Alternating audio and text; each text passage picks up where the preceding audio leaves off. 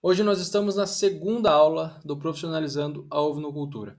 E o tema dessa aula, a gente vai discutir os erros mais comuns que os produtores cometem ao começar uma criação de ovinos. Antes da gente começar a criar, a gente tem que planejar a criação, porque senão a criação tem grande chance de não dar certo, de não ser lucrativa no final. Porque antes da gente começar a criar, vem toda uma análise financeira, uma análise de viabilidade econômica para a criação. Tem que saber qual que é o teu terreno, qual que é a sua pastagem, qual que é a instalação necessária, tem risco de predadores ou não tem, entre várias outras características de dentro da propriedade e também de fora da propriedade, que a gente tem que saber como que funcionam para começar a criação. Primeiro erro, falta do planejamento financeiro. Muitos produtores não consideram todos os custos envolvidos na criação, sendo os mais importantes a instalação, a alimentação, cercas, veterinário, medicamentos, o manejo de pastagem, maquinário e também a aquisição dos animais. São vários custos. E esses que eu falei são alguns deles. Tem muitos a mais que eu posso até mesmo ter esquecido aqui. Então, antes da gente começar a criar, planeje o seu bolso. Veja o quanto que você está disposto a investir nessa criação. O quanto você tem que investir em cada área dessas. E sempre prepare um a mais, né, uma reserva, se surgirem alguns casos específicos que você tenha que desembolsar mais dinheiro. Segundo erro da criação, infraestrutura inadequada.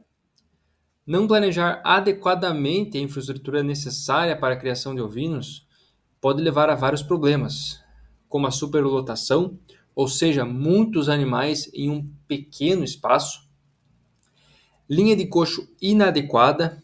E o que isso vai causar? Os animais mais fracos, os animais menores, não vão acabar ingerindo o alimento comparado aos mais fortes.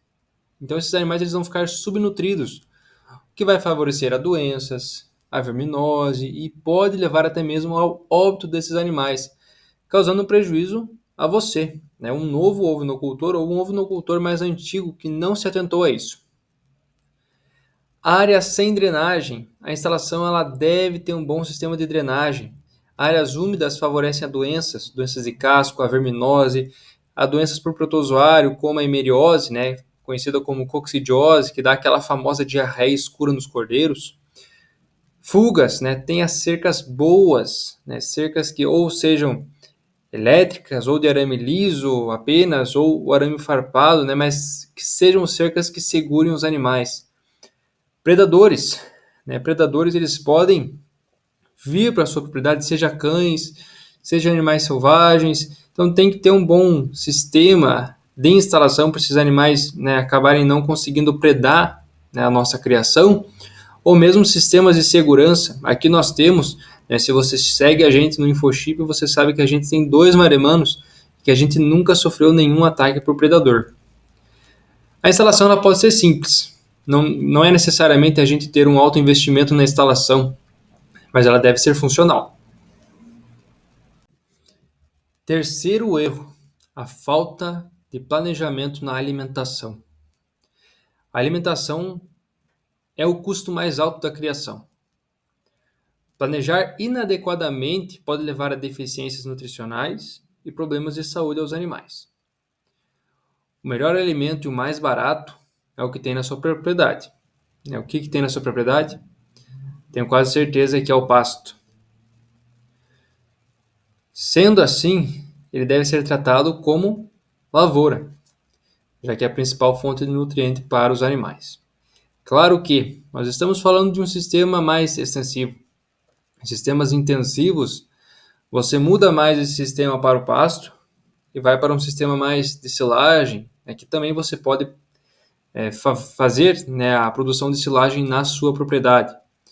Já produções em que você tem que comprar mais alimentos de fora do que você tem dentro da sua propriedade, ele gera um custo a mais. Então, o seu planejamento financeiro tem que estar bem alinhado para você comprar insumos e se pagar depois com a venda dos animais. Quarto erro, seleção inadequada dos animais. A seleção inadequada de animais é outro erro muito comum. Escolher animais sem considerar o sistema de criação, eu indico que seja mais parecido com o seu. Vou dar um exemplo. Nós, quando começamos, compramos animais de um sistema intensivo, instalação com piso suspenso, né, o piso ripado, e a propriedade tinha apenas 2 piquetes, que eu lembre, rapados, não tinha pasto nenhum. Eles foram para uma propriedade, que é a minha, uma propriedade de 14 hectares. A alimentação deles, esqueci de falar, a alimentação na outra propriedade era apenas silagem de milho. Já na nossa propriedade era um sistema exclusivamente a pasto e a sal mineral, né, para manutenção desses animais. Então eles comiam só pasto. A instalação era chão batido, né? Então vocês veem que é um sistema muito diferente. O que acarretou? Animais que estavam adaptados a um sistema intensivo foram para o sistema extensivo. Muitos animais acabaram não se adaptando. Muitos animais acabaram diminuindo seu score corporal, diminuindo a sua produtividade, e a gente teve bastante perda. Muitos animais morreram. Mas isso foi por falta de conhecimento que a gente tinha, né? A gente era novo na área, a gente não teve alguém para nos, nos ensinar, né, o que a gente devia seguir. E eu estou ensinando, né, para vocês de acordo com os erros que a gente teve. Porém, a mesma coisa ao contrário. Se eu, por exemplo, pegar um animal de sistema extensivo quase exclusivamente a pasto e levar para um sistema intensivo, com alta quantidade de concentrado, tem grande chance de, se não tiver uma adaptação correta, desse animal ter alguns problemas metabólicos, como timpanismo, acidose. Então, o que eu sempre falo, compre animais de um sistema mais parecido com o seu. Você não sabe o histórico desse animal. Esse animal ele pode ser um animal velho. Você tem que saber, né, avaliar a dentição desses animais para ter uma estimativa da idade. Esse animal ele pode ter problema de casco. Você tem que saber avaliar o casco. Esse animal ele pode ter aprumos ruins, aprumos que dificultam ele a se locomover. Esse animal ele pode ter alguns problemas reprodutivos. Então você tem que ter, de preferência, o acompanhamento de um médico veterinário e também uma capacitação. Para, se o médico veterinário não estiver junto com você saber qual medida que você deve ter. Tanto para olhar os dentes, os aprumos, os cascos, os olhos. Né? Garanto que você não quer comprar um animal que esteja praticamente cego, com ceratoconjuntivite. Um animal que esteja com diarreia. Um animal que, quando você transportar, ele pode imunossuprimir e acabar morrendo na sua propriedade. Na ovinocultura, a gente tem quando a gente vende um animal, normalmente quem vende fala: eu me responsabilizo da porteira para dentro, não da porteira para fora. Por quê? Porque da porteira para fora pode ter vários problemas, desde acidentes, desde o transporte ser ruim, esse animal acabar caindo do transporte, e desde óbitos desse animal, né? Então é uma forma de segurança, tá? Então a gente tem que ter as características desejáveis, né? Porque elas podem comprometer a qualidade do rebanho, se você não souber selecionar bem esses animais. Agora eu vou falar do quinto erro. Nesse vídeo ele é o último, mas não necessariamente ele é o último. Porque tem muitos mais erros que você pode cometer, mas esses 5 são os mais comuns. Os 4 últimos erros eu falei de erros dentro da propriedade, né? Fora o quarto, que era a aquisição dos animais, que é um ponto mais fora da propriedade.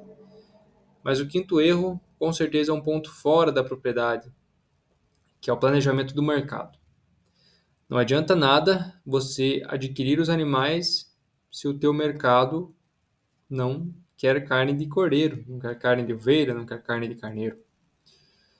Se eles não têm o costume, tem lugares que têm mais costume do que outros. E não necessariamente carne. A gente está falando também do leite, do couro, da lã. Então, não entender o mercado antes de iniciar a criação é um erro muito comum.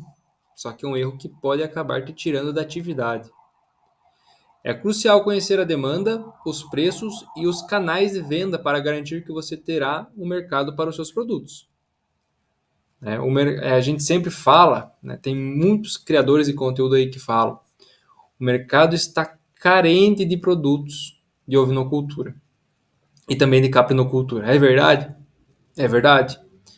Porém, o que eles esquecem de falar, o mercado está carente de bons produtos. O mercado não está carente de produto ruim. O mercado quer produto bom. E se você tiver produtos bons, com certeza você vai ter lucro na atividade. Com certeza a sua atividade vai ser rentável, porque é isso que o mercado quer. Os confinadores, os frigoríficos, eles não querem cordeiro magro, eles não querem ovelha magra, eles querem animais gordos, animais sadios, animais que não vão incomodar eles futuramente. É isso que você tem que ter em mente para você conseguir ter uma atividade rentável.